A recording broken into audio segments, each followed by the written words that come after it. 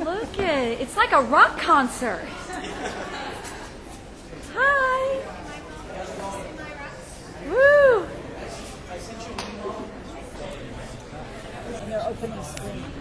Abortion.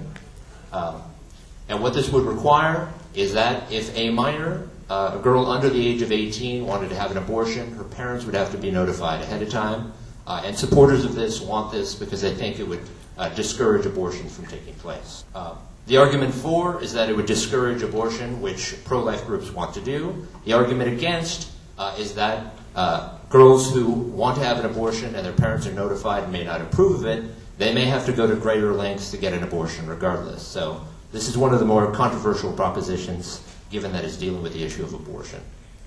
Quickly on Prop 5 is dealing with drug rehabilitation, and what it would do is give more money to expand treatment programs. So one of the big complaints that some people have is that the prison population is very expensive to maintain, and that people are going to prison for minor drug offenses. Others argue that this is a better way to go than through drug treatment programs. And this would put a lot more money into drug treatment programs. The argument against is, that people involved with drug use, this could lead to greater problems, and you can see some of the groups for and against it. This would reduce the number of prisoners potentially.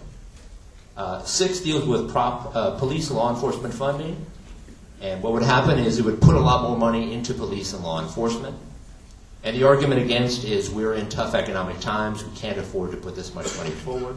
Prop 9 deals with victims' rights. What it would do is give victims or their families increased information on criminal cases. And the argument against is that these victims already have a lot of information on what's going on in the case, and that this would give them too much authority. Prop 10 deals with alternative fuel. A lot more money would go into promoting alternative fuel sources. The argument for it is from, you may have seen ads on TV from a guy named T. Boone Pickens. He's an Oklahoma oil man, and he is promoting clean energy sources. One of the reasons he's behind this, it's argued, though, is because he has a corporation that could make a good amount of money out of it. His argument, though, is that this is just going to increase the use of renewable energy in California. Last two, Prop 11, looking at redistricting.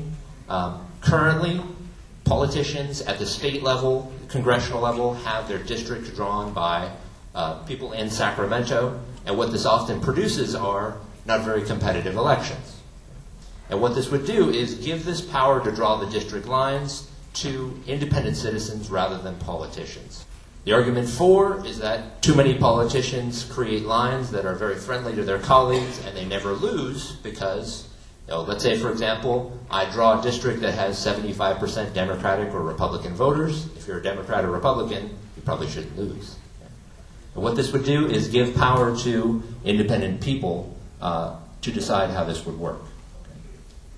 And then finally, Prop 12, the Veterans Bond Act of 2008. This would give $900 million more to building for farm and home aid for California veterans. There aren't many opponents to this bill. They say simply, we should determine who deserves it more depending on where you've served, things like that. And then finally, what we're going to be discussing in more depth now, Proposition 8, dealing with same-sex marriage. And what it would do if Proposition 8 passes, this is a change to the California Constitution. If Proposition 8 passes, this would say that marriage is only between a man and a woman in the state of California. If you vote no, that means that marriage between individuals of the same sex would continue. Because there was a court ruling earlier this year that said that marriage between 2 men or 2 women is legal in the California system. And the arguments for and against, which we will be discussing today, is simply, the argument for is that in other states, and you can argue historically, marriage is defined as between a man and a woman. And you can see some of the supporters there. Many religious groups are supportive of Prop 8 because they say marriage is between a man and a woman. The opposite argument is that this is discriminatory and that equality should be the key. And so you can see groups like the Anti-Defamation League, the California Teachers Association and our senators oppose Proposition 8. Okay.